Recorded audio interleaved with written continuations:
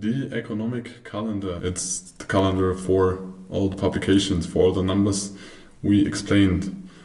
They are shown or gathered in one place. The definition is an economic calendar that lists up key upcoming events, but also historic events, data, releases and announcements that can impact the financial markets or in the economy.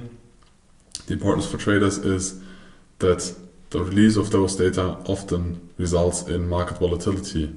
So it can create risk if you're in an open position, but it can also create opportunities because when data is released, very often the future perceived value of an asset is changed or re-evaluated, and a lot of market participants act based on that data.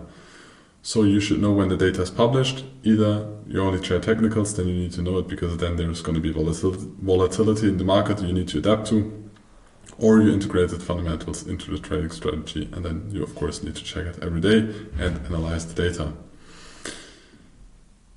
So the importance for traders we went through, and the typical events are GDP releases, but as we already said, it's about growth or contraction and the definition of a recession, but it is a lagging indicator. We need leading indicators to trade, or it's better to have leading indicators to trade. There's inflation data such as CPI or PPI, and there's employment data like non-farm payrolls. A lot of volatility during this event. You will see it most likely in the assets when you will start to have a look at them daily.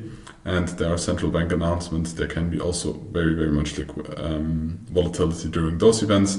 I think one of the biggest one was in 2017. I don't remember the exact year, but if you look at the US dollar and the Swiss franc, there is one very big candle where the central bank, where nobody thought about it, and then the central bank of Switzerland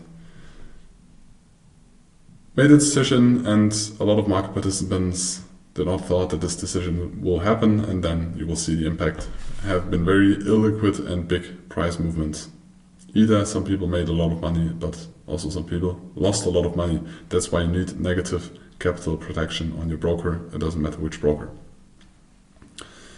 And we have manufacturing data like the PMI releases, and an economic calendar can look like this. In this example, there's Forex Factory. I think it's one of the most famous, or one of the ones that is used most. You see the currency pairs or the major currency pairs, and you can filter in this one the impact. So you have different colors. You have yellow, you have red, and I think you have orange for the importance, because there is a lot of economic data published, but a lot of it is not really important. You can also filter just for the red ones or the orange and the red ones, and you can reduce it to the currencies you trade or the currencies related to the asset you trade. When you trade US stocks, maybe it is not that interesting what the economic data in Japan or China looks like.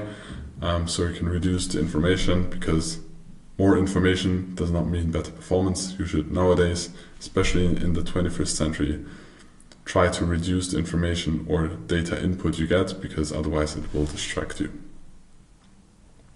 So how do you use it? You prepare for volatility.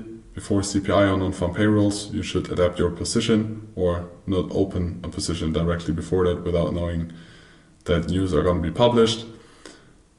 And after the publication of those news, you should re-evaluate and maybe search for trading opportunities. You should adjust your positions, so maybe take partial profits before that or after the big spike move. And you can also build strategies around this. We will not implement a strategy around news in this example, because we don't trade news that extensive, but there are people that trade news very extensive. But for example, you could, if there is a central bank and that publishes their decision or their decision about the interest rate, it is a very high impact release, and maybe you should exit the position before that, because either you're gonna make a big profit or you're gonna give away a big profit maybe of a position you have opened before, but it is more gambling when you don't really analyze and you're not deep into leading indicators and trying to predict the decision of the central bank.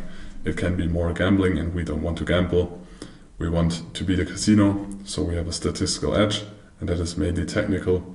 So we want to reduce the exposure during highly volatile events. This can be example. And then you just take the calendar and reduce it to the information that you have. You will also see what is the forecast. So there is always published a forecast before an important news is published. And if the number is very close to the forecast, the market most of the time already anticipated the number. If the number has a big difference from the one that is forecasted, the likelihood of being or big volatility also in the upcoming days is going to be very high, because then most of the market participants did not agree on that number. So now I would please you to continue to the proficiency test, or proceed to the proficiency test for Beginner Series 300. So you are ready to understand the volume profile and the strategies we trade that we are going to explain in the next section 400. Thank you.